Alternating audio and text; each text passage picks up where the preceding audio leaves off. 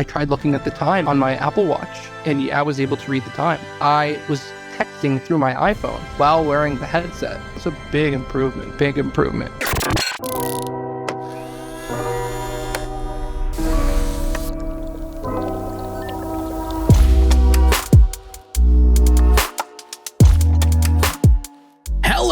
And welcome to Wednesday NEWSDAY, your #1 resource for the entire week's worth of VR news. And here it is. This is the week that we've been waiting for years now. We just got the first ever hands-on preview of the Quest 3, which of course we'll go over all the details because some of them are pretty weird. We're also just days away from Apple's inevitable headset announcement following Meta's gaming showcase. And we gotta talk about this new 240-degree field of view headset prototype, as well as some big changes coming to VRChat. We got all that and so much more, so let's just get right into the news. So there's a pretty big debate that's always gone on regarding VR headsets and where companies should focus their efforts. In one camp, you've got people wanting VR to be as high resolution as possible, and on the other side, you got people that don't care about resolution, but would rather VR have a much wider field of view so you can avoid the binocular feel that we're so familiar with. And HYPERVISION says, why not both? This is a prototype recently shown off at Display Week 2023 with a 240-degree field of view headset design that doesn't just use one display, but 4, combined with 4 proprietary pancake lenses. And we're looking at what could become one of the first small form factor, super wide field of view VR devices. Normally they're massive. Those two terms just usually don't come together in the same sentence. And of course, this prototype is far from being a full device. It's basically a few lenses and displays tacked on top of each other. But for an industry that is used to 90 to 100-degree field of view headsets, this is pretty exciting. I think something interesting about this as well is that I don't really think HYPERVISION is so much interested in building headsets themselves. They're instead seemingly more interested in maybe licensing out their designs and patents to other companies, as Lynx, Somnium Space, and VRGeneers have all invested an unknown amount of money into HYPERVISION. Now, there are drawbacks to this like power consumption, display brightness, and heat, and of course you gotta render 4 displays worth of pixels, but it's a prototype, so take it as it is. Still pretty interesting. And speaking of Somnium Space, the lead investor for HYPERVISION, a while back I talked about their upcoming headset, the VR1, essentially an open source, really well spec'd headset coming from the Czech Republic, and it is now finally about to enter production with some pretty exciting prospects. And from what I'm seeing, if the big screen Beyond is sort of an Index Mini cutting a few features to hit a super tiny form factor, the VR1 is about as close to a proper Index 2 that I've ever seen, taking about the same form factor and throwing in a ton of features, with SteamVR tracking, eye tracking, high-resolution pass-through, hand tracking, aspheric lenses, and a pretty stellar resolution of 2880 by 2880 per eye, including QLED displays with local dimming up to 120Hz refresh rate as of now with 144 on the way, and with a field of view slightly higher than the Index at 125 degrees horizontal. This thing is pretty nuts. And I think the fun part of this headset is the modularity and open source nature of it. Somnium promising a wireless adapter in the future, as well as multiple anchor points to add kind of whatever you want to it, including 3 onboard USB-Cs. Yeah, Somnium states that they want to build, quote, not just another PSVR headset, but the best consumer PSVR headset on the market. All I know is competition for that, the best PSVR headset on the market, is getting insanely stiff. With the Beyond, VR1, Crystal, there's kind of something for everyone right now. If you want tiny and comfortable, you got the Beyond, this maybe for modularity, Pimax for field of view in particular, Quest for budget, and I guess Apple's got their headset for Mac users. Yeah, it's just kind of cool to see. Of course, I'll have to get my hands on it before I get too excited, but it's looking pretty good on paper. But for people that don't want to shell out a ton of money on a headset, the Quest 3 is out in the wild now. Mark Gurman, chief correspondent of Bloomberg, longtime commenter on Apple and the VR industry, sometimes for better or worse, recently posted an article stating that he had a hands-on first look with the newest unreleased headset from Meta, the Quest 3. And his look confirms many of the leaks that we've been talking about for months, but also presents quite a few new questions. And I should also state before we get into it that the headset wasn't directly provided through Meta. It seems Gurman somehow got access to a prototype device or a dev kit, but there were no no pictures or videos of him using it, so we'll just have to trust him based off of his words, which he does have a decent reputation, but take it with a grain of salt. Starting off, he says the Quest 3 was considerably thinner than the Quest 2, leading to it feeling lighter on the face than the Quest 2, even though the weight is nearly the same, which would make total sense. The further the headset's center of gravity is away from your face, the heavier it'll feel. So if it's thinner, then it'll feel lighter. The thinner form factor is also due to a set of pancake lenses, likely very similar to the Quest Pro's, which would be a great addition. The Pro's lenses just have great clarity compared to the Quest 2's Fresnel. A manual IPD adjustment slider does make its way back, but Gurman did state that the visual clarity and resolution didn't feel like much of a step up from the Quest 2's despite a higher resolution, which actually makes sense as well. The leaked resolution of the Quest 3 is supposedly 2064 by 2208 per eye, which is about 20% higher resolution in terms of pixel count than the Quest 2, but I'm assuming Gurman hasn't spent enough time with either to really notice a massive difference, and that's mostly because there isn't a massive difference. It's certainly better, but not eye-poppingly better. The lenses will be a bigger factor than the displays here, unless there's local dimming, of course. There are two things, though, that he says are significantly better. The first being, quote, almost lifelike pass-through, using two RGB pass-through cameras in conjunction with a depth sensor in the 3 vertical pill layout, which was leaked a while back. Gurman says he was not only able to read time on his watch, but also use his phone with the headset on, which is something I've only ever been able to do with Vario's pass-through, so that's kind of crazy. And also just makes using the headset significantly easier. He also stated that the device was significantly quicker and snappier than the Quest 2, utilizing the XR2 Gen 2, and supposedly having native 120Hz refresh rate across the board. It's the next part where things get really interesting. The Quest 3 supposedly has an entirely new controller design, one that we've never seen before, and I'm a little worried about it, but also not really. So gone are the controller tracking rings that we've all known since Rift, but of course that's nothing new. The Quest Pro controllers track using cameras like the headset does. However, the Quest 3 controllers also don't have cameras, so no rings, no cameras. How do they track? And I mean, there's lots of ways they could potentially track. Some have imagined IR dots on the controller instead of the ring, and many say that between computer vision and the depth sensor that tracking could be done perfectly fine. Or there could be some magnetic tracking like on the Pico Neo 2, although I highly doubt that. But yeah, with no rings and no cameras, we'll have to see about the tracking quality. I am slightly worried, but I also know that I shouldn't really worry because I can't imagine a world where Meta would release a successor to the Quest 2 that would have worse tracking. But then again, they make tons of not so great decisions, so I'll just hold my opinions until I try it. If they do pull it off, then that's pretty awesome. Still just a little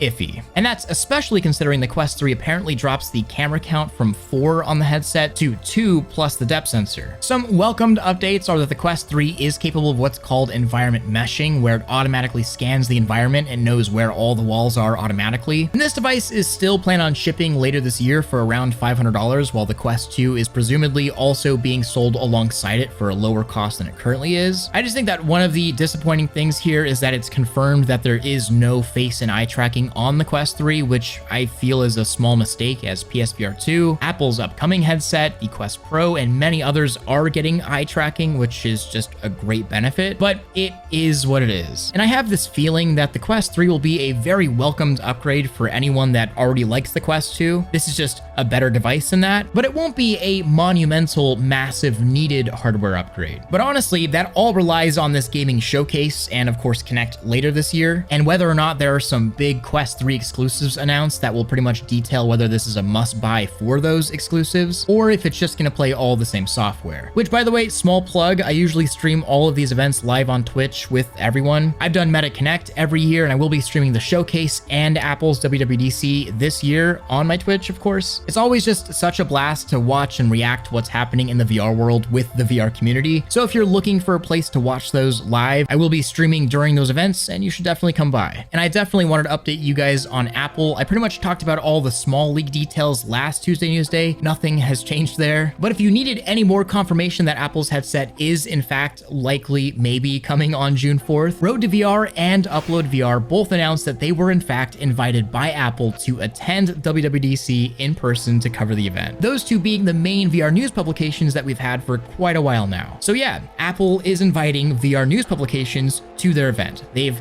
Never done that before, so, well, I'm sure you guys can put it together. Something a little extra regarding this Apple headset as well that I've been messing around with is supposedly most iPad apps will run on this device, which is a much bigger deal given Apple just released Logic Pro, their music creation application or DAW, and Final Cut Pro, their video editing suite for iPad. So imagine music creation and video editing in VR all without a PC. Pretty dope. Kind of makes me wonder what Meta was doing with the Quest Pro. I would love to edit videos in VR without a PC, but instead we got workrooms. Not saying Apple's doing anything way better, we still haven't seen the headset, but if that is the case, then I don't know, it just seems like it's something so obvious. Also, Hello Games is very much so teasing No Man's Sky for some sort of Apple release, which I find interesting. So VRChat has announced some pretty massive changes coming to the platform. The VRChat Creator Economy. Basically a way for VRChat users to support creators directly within the platform. This is at first entering a very closed beta. Their devlog says only 10 to 20 creators will be invited, and for now, it's mainly going to work with the existing group system, so there will be paid groups roles that give you access to certain things within certain worlds. The perfect situation is where you'll eventually be able to purchase an avatar or item or something with the Creator Economy system within VRChat itself, never having to go through Unity. But well, as VRChat says, that whole system is going to be a little complicated, especially considering how the avatar system works now, not to mention the weird intellectual property problem within VRC. So they're focusing on groups first as a foundation. And I just gotta say, I am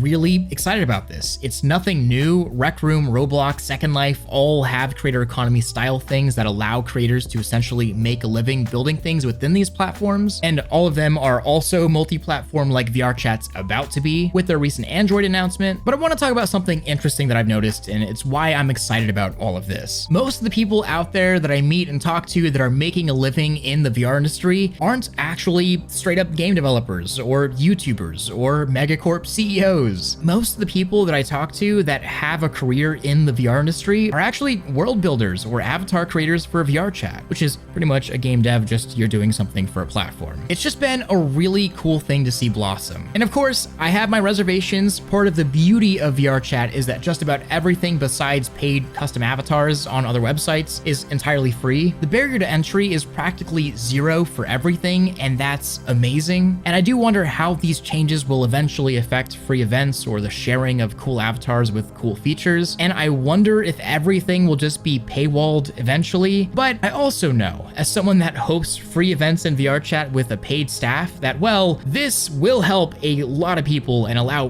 full teams to thrive on building content within VRChat. And that will just make the quality of the things within VRChat go way up. This is turning into a full career that people can actually have, and that's really cool. So yeah, just definitely keeping my eye on it. Regarding showcases, Sony also held a gaming showcase of their own with a few good-looking VR titles. Crossfire Sierra Squad received a gameplay trailer. It's looking pretty good. Arizona Sunshine is also apparently getting a sequel coming to all platforms, this time with maybe a bit more of a comedic take on the franchise, it seems.